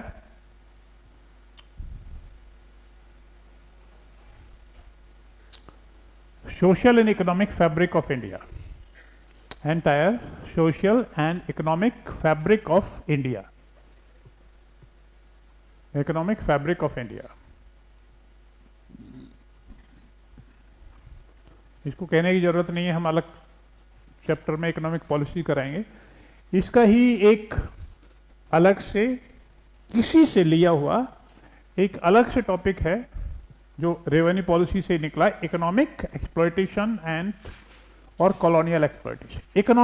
economic policies और उनके effect क्या होंगे। Generalise वे में कहें, गरीबी, भुखमरी, बेरोजगारी, अकाल, महामारियां, lack of health facilities, population growth. India का जो हमारी स्ट्रक्चर थी, पॉपुलेशन स्ट्रक्चर, क्या कहते हैं, डेमोग्राफी। तो हमारा डेमोग्राफिक स्ट्रक्चर बड़ा पिछड़ा हुआ था। High population growth and high death rate. Growth rate भी बहुत ज्यादा थी और डेथ रेट भी बहुत ज्यादा थी। मरने वाले भी बहुत ज्यादा संख्या में होते थे, लाखों लोग मर जाते थे एक एक काल में। तो basically India was bleeding under the British colonial government. 19वीं सदी के अंत तक अकालों ने और महामारियों ने भारत की समाज को बिल्कुल जर्जर कर दिया था। लाखों लोग नहीं, करोड़ों लोग मर गए थे। एक एक अकाल में लाखों लोगों की जानें जाती थी। तो 1850 से लेकर 1900 तक अकालों का एक ऐसा चक्र चला कि फिर वो रुकने का नाम नहीं लेता था। और ये 1850 में जो शुरुआत हुई, इसकी जड़ें बीच में थी। यहां पे एक साथ नहीं आया अकाल, धीरे धीरे आधार बन गया। तो British colonial policies were the basic cause of all these famines, poverty, misery, epidemics, British policies को जिम्मेदार ठहराया गया। आई बात समझ में? ये हम मॉडर्न इंडिया में करेंगे। ठीक, देखिए कोई भी है, अब कितना ही बड़ा साम्राज्य है, कुछ भी कह लो, साम्राज्य की अपनी समस्याएं भी होती हैं। एक शासन को कंट्रोल करने की अपनी समस्या है। इंग्लैंड बैठे थे 9000 किलोमीटर दूर है, और ये एक पैराडॉक्स है, एक विरोधाभास है कि धीरे धीरे जिनको आप सिखाते हैं एबीसी, जिनको पढ़ना सिखा रहे हैं, जिनको तहजीब सिखा रहे हैं, अंग्रेज कहते थे हमने आपको न केवल अच्छी अर्थव्यवस्था का लाभ दिया है, बल्कि हमने आपको तहजीब भी, जीने का तरीका भी सिखाया है। We have inculcated the great values of secularism, equality, liberty, rule of law. हमने आपको जीने का ढंग भी सिखाया है। तो फिर सबसे पहले जो पहली पीढ़ी आई पढ़े लिखे लोगों की, पहली पीढ़ी, उनके ही एजुकेशन सेंटर्स से जो पहली पीढ़ी निकली, वो थोड़े मॉडरेट थे, क्योंकि जनता बहुत कम थी, उनकी बात सुनने वाले नहीं थे। उन्होंने धीरे धीरे अपनी आवाज बुलंद की। सबसे पहले तो राम मोहन रॉय ने ये सवाल पूछा कि India is poor because India is regularly paying tribute to Britain. अभी शशि थरूर जी ने एक आर्टिकल लिखा था, उसमें पता नहीं कितना ट्रिलियन, 36 ट्रिलियन या 40 ट्रिलियन, हाँ कुछ ऐसा ही था, फिगर बनाया था, मतलब वो इंपॉर्टेंट नहीं है, फिगर इंपॉर्टेंट नहीं है। उन्होंने कहा इतना ड्रेन हुआ इंडिया से। तो जो पहली पीढ़ी थी उसमें सबसे अगुआ थे, मॉडरेट थे, अंग्रेजों की खुलकर आलोचना नहीं कर सकते थे, हिम्मत नहीं थी, सुनने वाला कौन था। लेकिन सबसे पहले उन्होंने आवाज उठाई कि इंडिया की स्थिति क्यों है, क्योंकि इंडिया हैज़ टू पे रेगुलर ट्रिब्यूट, अंशदान किसको पे करना पड़ता है, ब्रिटेन को, और ये पेमेंट रेगुलर ईयर दर ईयर, साल दर साल निकल रहा है यहाँ से। इसके बाद कुछ एल्फिंस्टोनियन स्कॉलर थे इंडियन, 3 स्कॉलर्स हैं जो दादा भाई नौरोजी के सीनियर भी थे। उन्होंने डॉक्ट्राइन दी कि भाई India is poor because of the British policies, अंग्रेजों की नीतियों के कारण भारत गरीब है, भारत के संसाधनों का दोहन हो रहा है, और ये इसकी धन की निकासी इसका बड़ा कारण है। एंड यहीं से दादा भाई नौरोजी ने पिक कर लिया, and he coined his concept of drain of wealth, उसको ऑर्गेनाइज करके 1867 में उन्होंने ये दिया। और तब बात यही हुई ना कि जो अंग्रेज कहते थे, देखिए हमने सिस्टमेटिक वे में सब काम किए, तो इन लोगों ने जो पढ़े लिखे थे ये भी तो सिस्टमेटिक थे, अंग्रेजों के ही पाले हुए थे, उन्हीं की तौर तरीके समझ गए थे। तो आवाज, ऊंची आवाज में बात कहो या धीरे से बात सरका दो, बात मजबूत होनी चाहिए, दहाड़ने की जरूरत नहीं है। आप मजबूत से मजबूत बात धीमी आवाज में भी कह सकते हो, सर भारत का तो आपने नाश कर दिया। इसी बात को ऊंची आवाज में कहने से भी कोई ज्यादा फर्क नहीं पड़ेगा। भारत के तो धन की निकासी भारत की गरीबी का मुख्य कारण है। ऐसे कैसे कह सकते हो? बोले यही है, तथ्य तो यही कह रहे हैं, अदरवाइज मत लेना सर, यही तथ्य कह रहे हैं, आपने हमें यही सिखाया है, लॉजिकल हो रहा हूँ, हम तो लॉजिकल ही हैं। तो जो उन्होंने तौर तरीके सिखाए थे, हैं क्या, विश्लेषण करने की, the ways and means of analyzing the situation, social situation, economic situation that was applied by the Indians, the first generation of educated Indians. Dada Bhai Nauroji was born in 1825. Elphinstone college में पढ़ाया, बड़ौदा के राजा के यहाँ नौकरी की, दीवान बने, उसके बाद फिर वो इंग्लैंड में सांसद बने, 3 बार कांग्रेस के प्रेसिडेंट बने। उनका सबसे बड़ा योगदान यही है कि नरम आवाज में बड़ी बड़ी बातें कह गए। अंग्रेज उनका कुछ भी नहीं कर पाए, क्योंकि वो गैर कानूनी कोई बात थी नहीं। तो थॉट से ही राज्य बनते हैं और थॉट से ही राज्य का नाश होता है। अंग्रेजों की जो साम्राज्यवाद था, उपनिवेशवाद, उसका कॉर्नर स्टोन ये था कि we have brought Indians out of the decade. हम भारतीयों को हमने सभ्यता की रोशनी में लाके खड़ा कर दिया है।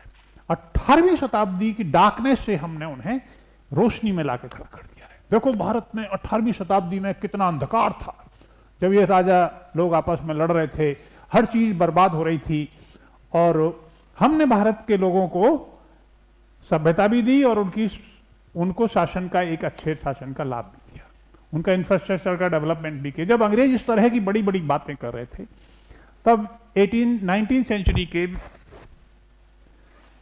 सेकंड हाफ में एक पढ़े लिखे भारतीयों का एक ऐसा वर्ग धीरे धीरे उभरने लगा जिसने इस बात का खंडन बहुत ही पोलाइट वे में करना शुरू कर दिया।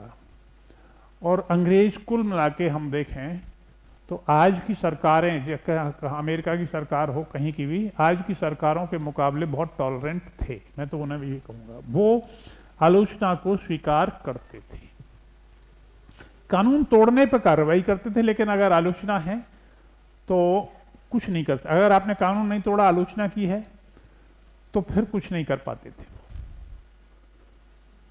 तो 19वीं शताब्दी में ये विचार बना, तो हम क्या करेंगे, नेक्स्ट स्लाइड पर लिख लीजिए कि वी वुड, नेक्स्ट कौन सी हो गई, 5वीं हो गई है, इकोनॉमिक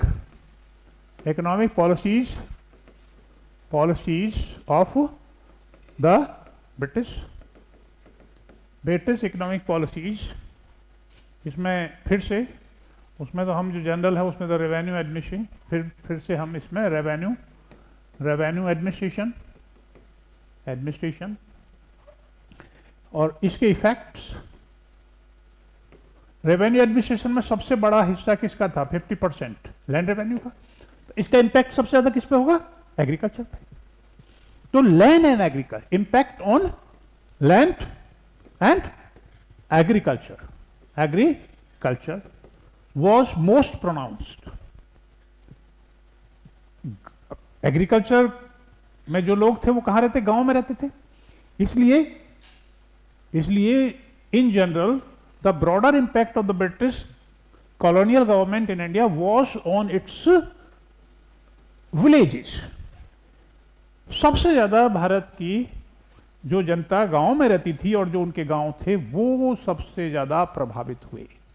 शहर भी हुए, तो इंपैक्ट ऑन द विलेजेस। फिर हैंडीक्राफ्ट्स, डिस्ट्रक्शन ऑफ हैंडीक्राफ्ट्स। इसके और भी फिर बहुत सारे रिजल्ट्स हैं। ग्रोइंग पॉवर्टी,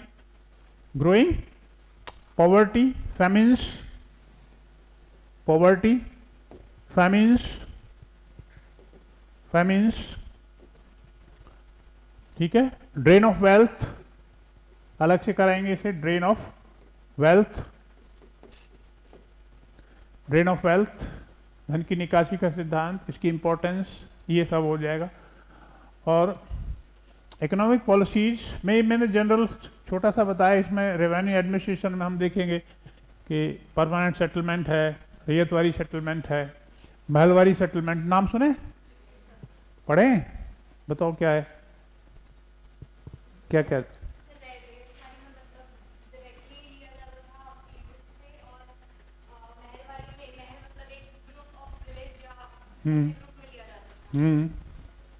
और परमानेंट सेटलमेंट में क्या था, चलो और बताएं, परमानेंट सेटलमेंट क्या था बताओ।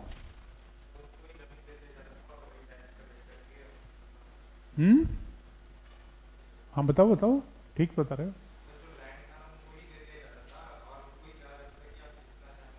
किनको दे दिया जाता था, हाँ जमींदारों से ही सेटलमेंट किया गया था। और ये अमाउंट फिक्स कर दिया, मान लो जमींदारी है, उसमें 10 गांव 20 हैं 50 है, तो जमींदारी का साइज अलग अलग होता था। तो उससे ही फिक्स कर लिया। मान लो ए जमींदार है, बड़ा है छोटा है, उससे पूरा एसेस करके फिक्स कर लिया कि किसानों से, जो रैयत हैं, रैयत मतलब किसान, उनसे आप वसूल कीजिए और हमें टोटल का इतना परसेंट दे दीजिए। और जो अमाउंट आई कैलकुलेट करके, मान लो 50,000 रुपये बने, तो ये अमाउंट आप साल दर साल देते रहिए, हमेशा हमेशा के लिए। इसे परमानेंट कर दिया। जो कैलकुलेशन किया कब, 1793 में, सब बातों को ध्यान में रखते हुए, कितना रेंट कलेक्ट किया जमींदारों ने, उनका कितना खर्चा आया, उस सब को ध्यान में रखते हुए जो कैलकुलेशन की, बताऊंगा बाद में बताऊंगा उसे, जो कैलकुलेशन का फॉर्मूला था उसको अप्लाई करके जो अमाउंट आई, कंप्यूटेशन करके अमाउंट आई, से फॉर एग्जांपल 50,000 रुपीज, तो एक वाले जमींदार को 1793 में ये अमाउंट पे करनी थी। 20 साल बाद भी यही अमाउंट पे करनी थी, और 20 साल बाद भी यही अमाउंट करनी थी, हमेशा हमेशा के लिए यही अमाउंट पे करनी थी। ठीक है ना। इसे कह दिया उन्होंने परमानेंट सेटलमेंट। ठीक, तो इसके अलावा समझ गए, परमानेंट मतलब स्थायी कर दिया उसे। जो अमाउंट बना कब, 1793 में, बंगाल बिहार उड़ीसा में, किसके साथ किया हुआ गया, जमींदारों के साथ। जमींदारों से कह दिया कि ये गवर्नमेंट है, देखो गवर्नमेंट है, हम कौन, ब्रिटिश कंपनी गवर्नमेंट थी उस समय, और फिर हैं जमींदार, और फिर हैं किसान। किसानों कहते थे रैयत। तो रैयत से ये लोग क्या वसूल करेंगे, रेंट। मालिक कौन है, मालिक जमींदार है। तो मालिक है, जैसे मकान मालिक होता है तो किराएदार से किराया वसूल करेगा, तो रेंट ये कलेक्ट करेंगे। और जो रेंट कलेक्ट हुआ, मान लो 100 या 1 लाख रुपए कलेक्ट हुए रेंट के, इस जमींदार ने अपनी सभी क्षेत्रों से टोटल मिला के 1793 में कितना कलेक्ट किया, 1 लाख रेंट कलेक्ट किया। तो उसका लगभग 89%, 89% किसका, ऑफ रेंट, 89% ऑफ रेंट कितना हुआ, 89,000। तो 11% जनाब आप रखिए, क्योंकि आप कलेक्शन वगैरह कर रहे हैं, इतनी कॉस्ट आपकी भी आएगी, और 89% आप हमें दे दीजिए, लगभग 10-11, ये 10-11 का ही रेशो था, 10-11, तो लगभग इतना हमें दे दीजिए। और जो अमाउंट आई कितनी, 89,000, उसको फिक्स कर दिया, उसको परमानेंट कर दिया कि नाउ यू नीड टू पे this amount year on year basis.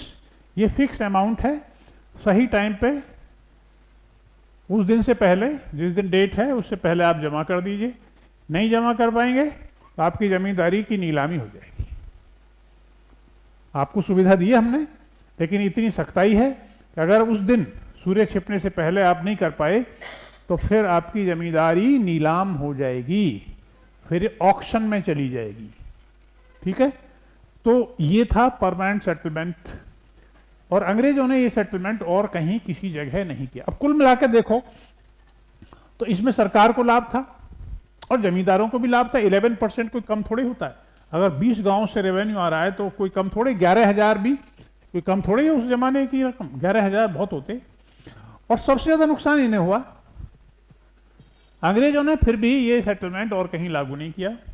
दक्षिण के क्षेत्रों में, बॉम्बे मद्रास में उन्होंने रैयतवारी लागू किया। रैयतवारी में सीधे सीधे जमींदारों को हटा दिया, बीच वाले को। यहाँ है 3 लेयर, फर्स्ट, सेकंड और थर्ड। ये सेकंड वाला खत्म, और सीधे सीधे सरकार ने रैयत से कॉन्ट्रैक्ट किया, मिडिलमैन को आउट कर दिया। उन्हें इतना लालच था कि वो 11% भी उन्हें हजम नहीं हुआ। बोले 11% ले जाते हैं, हम सीधे सीधे वसूली करेंगे। ठीक है, तो बहुत सारे एक्सपेरिमेंट करने के बाद इन्होंने यहाँ पे दक्षिण के क्षेत्रों में, मद्रास और बॉम्बे प्रेसिडेंसी में ये लागू किया। और फिर इस अनुभव से इन्हें कुछ सीख मिली, तो नॉर्थ इंडिया के क्षेत्रों में अलग अलग ऑफिसर्स होते थे अंग्रेज, अलग अलग फ्रेम ऑफ माइंड के होते थे, कुछ अलग अलग तरीके से सोचते थे। तो यहाँ पे नॉर्थ इंडिया में, यूपी में, यूपी को क्या कहते थे, यूनाइटेड प्रोविंसेस, यूपी में, पंजाब में, सीपी में, सीपी कब बना था 1861 में, सेंट्रल प्रोविंसेस, जिसमें से ये निकला है आपका छत्तीसगढ़, पहले मध्य प्रदेश था फिर छत्तीसगढ़ हो गया। तो इनमें उन्होंने महलवारी सेटलमेंट लागू, महलवारी, महल, ठीक है। तो महलवारी सेटलमेंट को हम कह सकते हैं कि इसका जमींदारी और रैयतवारी का एक मिला जुला स्वरूप कह सकते हैं, रैयतवारी और जमींदारी का। तो इन सब पॉलिसीज में आप देखोगे तो चाहे पॉलिसी कोई भी हो, कुल मिला के उसका जो प्रभाव था अल्टीमेट, उसका जो प्रेशर था सबसे एंड में, तो वो किसान के ऊपर ही आके पड़ता था। चाहे कोई भी स्ट्रक्चर हो, रेवेन्यू की स्ट्रक्चर चाहे कोई भी हो, कुल मिला के रेवेन्यू की डिमांड या रेंट की डिमांड, अब अगर सरकार सीधे सीधे रैयत से कलेक्ट करने लगी तो फिर रेवेन्यू कलेक्ट करने लगी।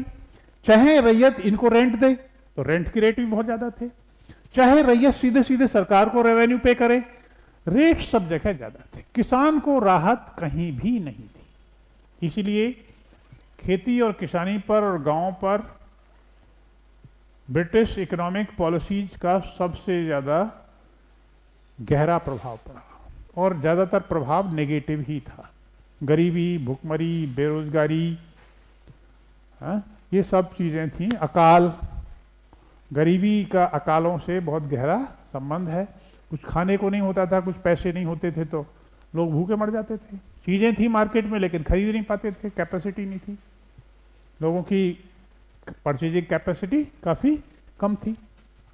इकोनॉमिक पॉलिसीज का ये ओवरऑल इम्पैक्ट है। ब्रिटिश इकोनॉमिक पॉलिसीज की स्टेजेस हैं कि जैसे 1757 से कराएंगे, 1757 टू 1947 तक इकोनॉमिक पॉलिसीज की फेजेज हैं। उसमें एक तो कॉमर्शियल फेज है, पहली कॉमर्शियल, लिख लीजिए इसे, कॉमर्शियल फेज। दूसरी है इंडस्ट्रियल फेज, और तीसरी है financial phase.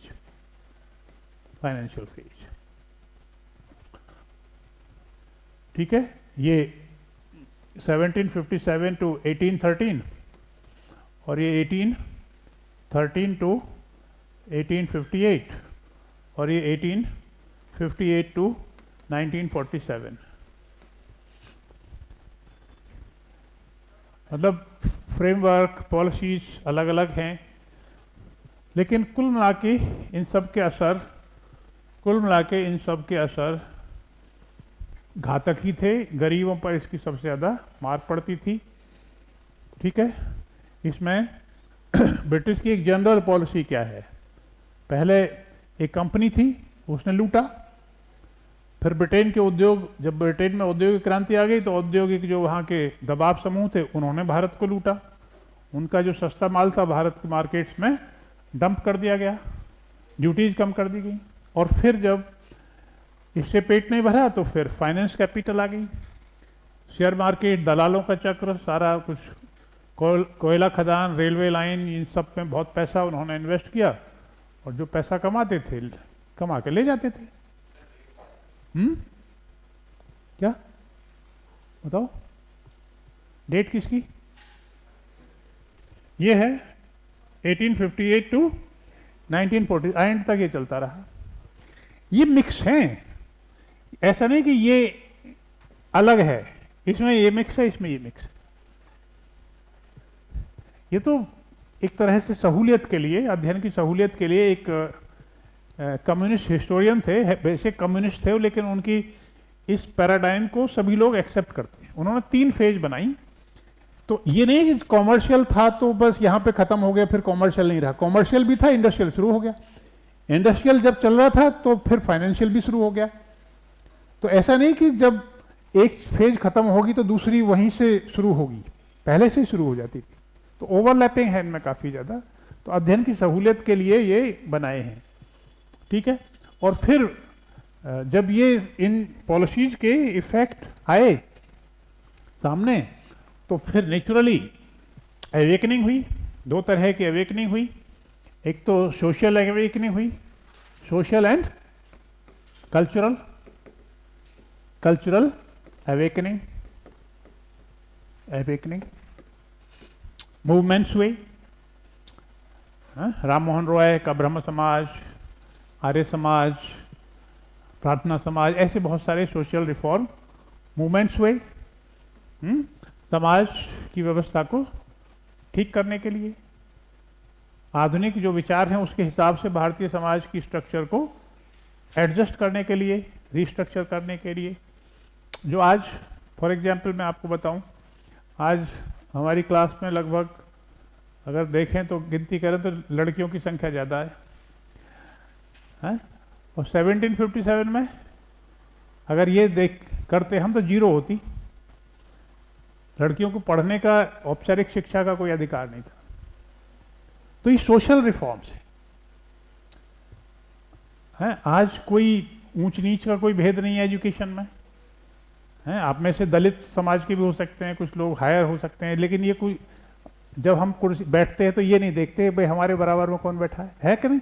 This is modernization. ऊंच नीच भेदभाव, अगर मैं ये कहने लगूं भाई कौन कौन दलित हैं आप में, आप हाथ उठा दें, मैं कहूँ अच्छा बाहर निकल जाइए, मैं तो नहीं पढ़ाऊंगा आपको क्योंकि आप दलित हैं, क्योंकि लड़की हैं तो मैं तो नहीं पढ़ाता लड़कियों को। इसका मतलब मेरे खिलाफ आप हाय हाय करना शुरू कर देंगे। ये मॉडर्नाइजेशन है। जो गलत बात है लॉजिकली वो गलत ही है, ठीक है ना। अगर हम इस तरह की बात करेंगे तो मैं मध्यकालीन युग से भी पीछे पहुंच जाऊंगा, फिर मॉडर्न इंडिया कहाँ रहा, ठीक है ना। तो social and cultural awakening, social reform movements इसमें आ जाएंगे। और दूसरा एक स्वरूप था protest movements, protest and revolts, protest and revolts. जब से ब्रिटिश रूल एस्टेब्लिश हुआ तभी से देयर इमर्ज्ड, लिखिए, a number of the protests against the British rule right from the very beginning. Various forms of, लिख लीजिए, various forms of protest emerged time to time. Various forms of protest emerged from time to time since 1757. 1757 से they were broadly classified into civil protest and military protest. Military protest वो थे जिसमें army की units विद्रोह कर देती थी, and civil protest were manage by the zamindars, rajas,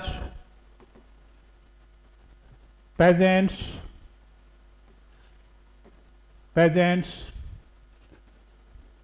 मौलवीज, Brahmins, tribals, ये सिविल प्रोटेस्ट के रूप हैं। बहुत सारे सिविल प्रोटेस्ट हुए और अंग्रेजों को कभी भी चैन नहीं लेने दिया। There were several forms of insurgencies in India right from the very beginning of the British rule. अंग्रेज अपने शासन को मजबूत करते रहे, लेकिन साथ साथ वो ये सब चीज़ें फेस भी करते रहे। और हम ये भी कह सकते हैं कि इन सिविल प्रोटेस्ट को ध्यान में रखते हुए एक तरह से उनको अनुभव होते रहे, उसी हिसाब से उन्होंने अपनी सिविल गवर्नमेंट की स्ट्रक्चर भी बनाई। उसे बनाने में उन्हें मदद मिली कि कैसे हम विद्रोहों से बेहतर तरीके से, एक लेसन होता था, फिर उसका प्रभाव होता था एडमिनिस्ट्रेशन में, फिर दूसरा आता था, फिर तीसरा, इस तरह से उन्होंने अपनी सिविल गवर्नमेंट को फॉर्मुलेट किया। तो प्रोटेस्ट के बहुत सारे रूप हैं, और जो 1857 का गदर था, that was basically mixed character. इसमें सिविल भी है और military. 1857 revolt was a mixture of civil and military. इसीलिए ये सबसे ज़्यादा बड़ा चैलेंज हुआ। It was the biggest challenge to the British rule, क्योंकि ये सिविल और मिलिट्री एलिमेंट इसमें दोनों शामिल थे। ये प्रोटेस्ट मिलिट्री ने शुरू किया था, लेकिन सिविल के जो एलिमेंट्स थे सारे के सारे इसमें जुड़ गए और फिर ये बहुत भयंकर हो गया। और जो रिवोल्ट हैं या तो वो सिविल हैं या वो मिलिट्री हैं, इसलिए अंग्रेजों को उन्हें दबाने में ज़्यादा दिक्कत नहीं होती थी। अगर वो सिविलियन थे तो आसानी से मिलिट्री का यूज करके उनको दबाया जाता था। अगर वो मिलिट्री थे तो मिलिट्री की बहुत सारी रेजिमेंट्स होती थी, बहुत सारी यूनिट्स होती थी, उनमें से एक यूनिट ने विद्रोह कर दिया, बहुत सारी यूनिट्स होती थी उन्हें दबा लेती थी और फिर उस यूनिट को डिसबैंड कर दिया जाता था। इस तरह से there was a spate of the military mutinies right from 1757। हाँ, इसके बाद कोई भी मिलिट्री म्यूटनी 1857 के बाद अंग्रेजों ने अपने आर्मी में रिफॉर्म्स किए। मैंने बताया ना कि ये रिफॉर्म्स उन्होंने इन विद्रोहों को ध्यान में रखते हुए की, इसलिए कोई बड़ा रिफॉर्म, बड़ा म्यूटनी उनके बाद कुछ नहीं, कभी नहीं हुआ। एक दो इक्का दुक्का घटनाएं हुई बस। 1946 में एक रिन म्यूटनी हुई, रॉयल इंडियन नेवल म्यूटनी हुई, RIN 1946 में हुई नेवल म्यूटनी हुई। और वो INA की म्यूटनी हुई, उसे म्यूटनी कहें अगर हम। आज़ाद हिंद फौज का गठन हुआ, भारतीय जो सैनिक थे दक्षिण पूर्व एशिया में, उन सबको लेके सुभाष चंद्र बोस ने फौज बनाई थी, वो आज़ाद हिंद फौज या उसे INA कह सकते हैं। इनके अलावा और 1857 के बाद कोई ऐसी म्यूटनी, कोई ऐसा बड़ा चैलेंज अंग्रेजों को फेस नहीं करना पड़ा, क्योंकि after revolt of 1857 they devised the mechanism of control. उन्होंने इस तरह से रेजिमेंट्स बनाई, सैनिकों को भी आपस में डिवाइड करके रखते, धर्म के नाम पे, क्षेत्र के नाम पे, और इस तरह से कोई भी उन्होंने रिवोल्ट नहीं होने दी। ठीक है, तो ये प्रोटेस्ट है। तो एक तो हम एक तरफ से तो ये क्रिएटिव आइडिया है हमारा कि हम अपनी सोसाइटी को मजबूत बनाएं, अवेयर बनाएं। We should make an aware society out of the Indians. जो लोग क्षेत्रवाद और धर्म और इस चक्कर में उलझे हुए हैं, they should develop a feeling of all India, nationalism की उनमें फीलिंग आए, उन्हें पता चले कि भाई हमारा इंटरेस्ट क्या है, तो उनको अवेकन किया जाए कि ये हमारा कंट्री है। अब आप सोचो कि मुट्ठी भर अंग्रेजों ने इतने बड़े देश पर, इतने बड़े संसाधनों वाले देश पर, इन लोगों का इस्तेमाल करके, उन्हीं के संसाधनों का इस्तेमाल करके उन पे कंट्रोल कर लिया। तो कैसे हो सकता है ये? इसलिए हो सकता है कि योर पीपल वर डिवाइडेड। आपके अपने लोग आपस में जब एक का नहीं था, तो फिर इस तरह का कंट्रोल उन्होंने कर लिया। तो बेसिकली जो प्रॉब्लम थी, ये सोशल रिफॉर्मर्स थे, they looked into the Indian problem as a social issue. उन्होंने यहां से शुरुआत की कि जैसी सोसाइटी होगी वैसी पॉलिटिक्स होगी। अगर लोग अवेयर होंगे अपने इंटरेस्ट के बारे में, तो फिर वो अवेयरनेस हर जगह रिफ्लेक्ट होगी। इसीलिए सोशल रिफॉर्म्स का बड़ा महत्व है, और इसी में बहुत ज़्यादा लिटरेचर देशी भाषाओं में क्रिएट किया गया। National literature, British rule was criticize, media बहुत तेजी से फैला, मैगजीन्स, न्यूज़पेपर्स, एजुकेशन स्प्रेड हुई, तो सब चीज़ें हुई। प्रिंट कल्चर बहुत बढ़ी, ठीक है, बुक्स बहुत ज़्यादा पब्लिश हुई, तो अवेकनिंग हुई। और ये जो पहले जो पढ़ाई लिखाई के थ्रू अवेकनिंग हुई, और फिर धीरे धीरे ये पेंटिंग और दूसरे क्षेत्रों में भी, फिल्मों के माध्यम से भी फिर ये आ गई, ड्रामा, थिएटर। तो ये अवेकनिंग के दायरे, इसी से इंडिया में एक तरह से एक कॉमन फीलिंग आई। हालांकि वो feeling it could touch only the fringes of the society, लेकिन फिर भी वो लोग काफ़ी ज़्यादा संख्या में थे, उनसे अंग्रेज फिर डरने लगे थे। और इन दोनों का ये जो फीलिंग थी, इस वाली रिवोल्ट वाली, इससे भी स्पिरिट बनी। 1857 की गदर के बहुत बाद में भी लोग इससे इंस्पायर होकर आज़ादी की लड़ाई में भाग लेते थे। रानी झांसी का एग्जाम्पल दिया जाता था। सुभाष चंद्र बोस ने आज़ाद हिंद फौज में एक रेजिमेंट बनाई थी, रानी झांसी ब्रिगेड बनाई थी, रेजिमेंट नहीं ब्रिगेड बनाई थी, रानी झांसी ब्रिगेड, ठीक है। उन पर बहुत सारी बुक्स लिखी गई, कविताएं लिखी गई। तो ये सब जो रिवॉर्ड्स थी they became the source of inspiration motivation to the people. तो दोनों तरफ से कि हम अपने आप को अंदर से सुधारें, हमारी लड़ाई अंग्रेजों से बाद में, पहले हम अपने अंदर के जो समस्याएं उन्हें दूर करें, और ये अंग्रेजों के खिलाफ थी। ठीक है, इससे मोटिवेशन मिला। And then the next important and most important area is the national movement and freedom struggle. National movement and freedom struggle. इसके बाद ये शुरू हो जाता है नेशनल मूवमेंट। ये 7 बज गए, ब्रेक दे दें? चलो ठीक है। National movement and freedom struggle ये 1947 तक चलता है, 1885 से 1947। 1947 तक। ठीक है, तो ब्रेक ले लीजिए अब 10-15 मिनट का, उसके बाद मिलते हैं।